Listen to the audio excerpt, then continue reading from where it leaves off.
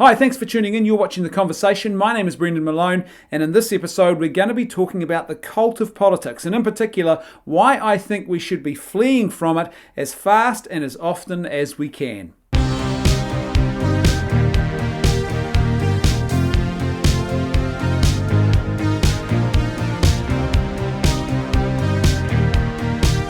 There's been a lot of talk over the last couple of years about the cult of Trump, and particularly within Christian circles about how much damage the cult of Trump has done to Christian credibility and how the wider world actually views the church.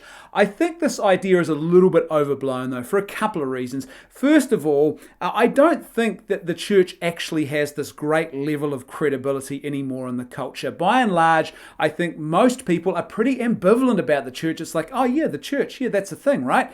But it's not really like people are intently watching and listening and looking to the church as the sort of the voice of moral reason and moral authority. There's probably a minority in our society who hate the church and hate Christianity and everything sort of it stands for and are working actively against it. But by and large, I think most people are just ambivalent. And there's lots of reasons for this. One of the factors obviously has been some of the scandals over the last couple of decades that have come out involving church leadership and various moral failings. And they're pretty serious things, and they really do have a big impact upon credibility. And I think also there's the general secularization of our culture and the way people look at Christianity in general as a result of that. And then thirdly, I think that the church itself has lost its prophetic edge. The prophetic voice of the church is definitely not what it once was. What do I mean by that? Well, you know what a prophet is. They are the dude who turns up in town wearing the big bear skin cloak and their breath smells like honey and locust, and they've got a big stick and they stand in the middle of town and they call everyone to repentance and they call them out for the things that are going wrong. They call everyone to account, and lots of people hear them in the town square and they go, whoa, that's a bit much, mate. You want to calm down there. That kind of prophetic edge. That voice of the church, by and large, with some notable exceptions, but by and large, it has been lost. Secondly, I don't think most people are actually cultural train spotters in that way. They're not sitting there with an eagle eye on politics and on the public square and on mainstream media and entertainment media, sort of trying to ascertain what the trends are and what the deeper issues going on behind them are, what ideologies are driving things, what philosophies are at play, and what this all might mean for the future of society. Most people are just too busy doing other things with their lives to be that obsessed. Some of us are cultural train spotters, but most people are not. For most people, I think the Trump presidency was a thing that happened, and they look at it and they go, okay, some people loved the guy, some people hated the guy, here's how I feel about the guy, but that guy is gone, and so we just sort of move on. I don't think this is going to be one of those moments where people actually look and go, that was it, that was the moment my credibility was shattered, or my trust in the church was shattered, and I don't believe they have any credibility anymore because some people who call themselves Christians were also part of this cult of Trump. But here's the thing, these articles actually did get me thinking about this whole issue of the cult of Trump, and I think they've actually misdiagnosed the problem. Yes, there was a cult, but I don't think it's just a cult of Trump. I think we have a problem in society now with the cult of politics. Yes, there was a cult of Trump. People who were just blind devotees who could see the good that Trump did, but refused to acknowledge any of the problems with Trump and the Trump presidency. They had this sort of blind cult-like devotion. So that was a real thing. But then there was also the cult of anti-Trump. And these were the people who refused to acknowledge that there was any good in the Trump presidency. And they ran around saying really hysterical things like, he's Hitler and, well, thank goodness we stopped the Nazis. That is just nonsense. That is not what happened there at all, but that's what happens when you're in the cult of anti-Trump, and that's how you sort of view things through that sort of cult-like lens. There's the cult of Biden, the people who just refuse, who cannot accept or cannot bring themselves to say out loud the things that really should be said about the Biden presidency, the moral failings, the hypocrisy, the things that, you know, clearly just aren't going as well as someone would like to sort of have them seem that they actually are. Here in New Zealand, we have the cult of Jacinda Ardern, this Prime Minister who's been elevated and given this sort of celebrity-like status, and there's a group of die-hard fanboys and fangirls who won't actually hear a single word of critique said. And there's plenty of things that could be critiqued, but when you're in the cult of politics, And you're looking to a political leader for salvation, and you're in a cult, so you think you're in the in-group and everyone else in the other tribe is in the out-group, and whatever happens, we must avoid them, and we must never ever question the cult leader. You don't really look too closely. There's a utopianism going on here, a desire to find the right set of political policies that are going to save the world, that are going to remake the world in our own image and remake it perfect. And all of this is dangerous and it's toxic because it just drives us apart.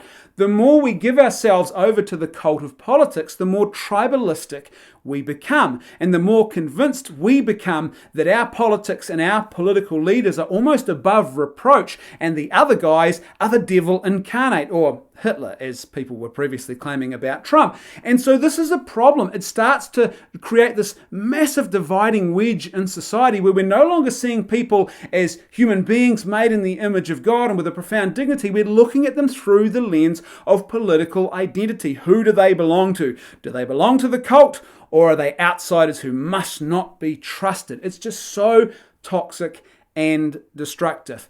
How do we counter this? Well, I'm glad you asked, because that's really the million-dollar question. I think a great example that we can all learn from is the three wise men in the Christian scriptures. You hear about them every year at Christmas time during the retelling of the Nativity story. The three wise men who travel from their homeland, who leave safety and comfort behind them to pursue the star and find themselves eventually before the child Jesus, this child Messiah, and they worship and they give their gifts to him. They pay homage to him.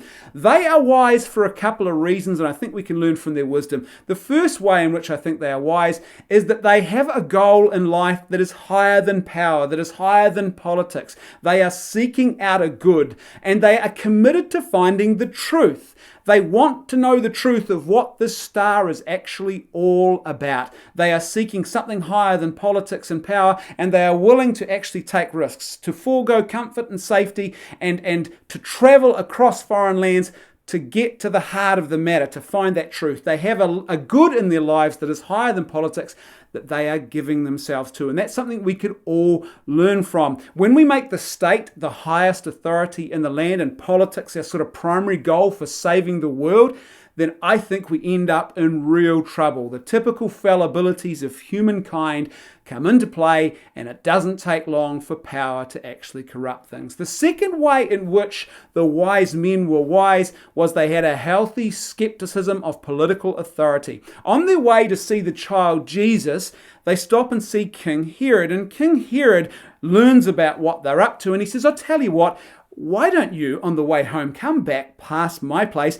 and you can tell me when you've found this new child king, where exactly he is, and I'll go and pay homage. Now, straight away, the wise men were skeptical of this, and they were right to be skeptical of this. They knew instinctively that something wasn't right when the most powerful man in the land, the king, is saying that he wants to pay homage to someone else who also has the title of king in his own land. They knew something just didn't quite gel there, and so they had a healthy skepticism of this political leader, and that skepticism caused them to say, hey, let's not go home past King Herod, let's go another way so we don't have to tell him where this child Messiah is, where this child Jesus actually is. And it turns out their skepticism was right, because King Herod was lying. He didn't actually want to pay homage. He wanted to kill the Messiah. And when he couldn't find out which child specifically was the new Messiah, he killed all of the children under the age of 2, all of the males under the age of 2 that he could actually find. They were killed. That was the real intent. Now, it was the healthy skepticism of those wise men, which was very wise. They had a skepticism of political power. Any politician who is worth their salt will tell you that power is a corrupting influence, and absolute power is absolutely corrupting. The closer you are to power, and the more powerful that source of power is that you are close to, the more corrupting the influence is, and the healthier, I think, our skepticism has to be. Tolkien was right when he showed us those various characters in The Lord of the Rings who were prone to try and grasp the ring because they were so dedicated to trying to take power and control for for themselves. That's the corrupting influence of political power, and we should be and should have a healthy skepticism about that. Not a nihilistic skepticism where it's like, oh, politics sucks, there's no hope, nothing good can ever come out of politics. That's a nihilistic skepticism.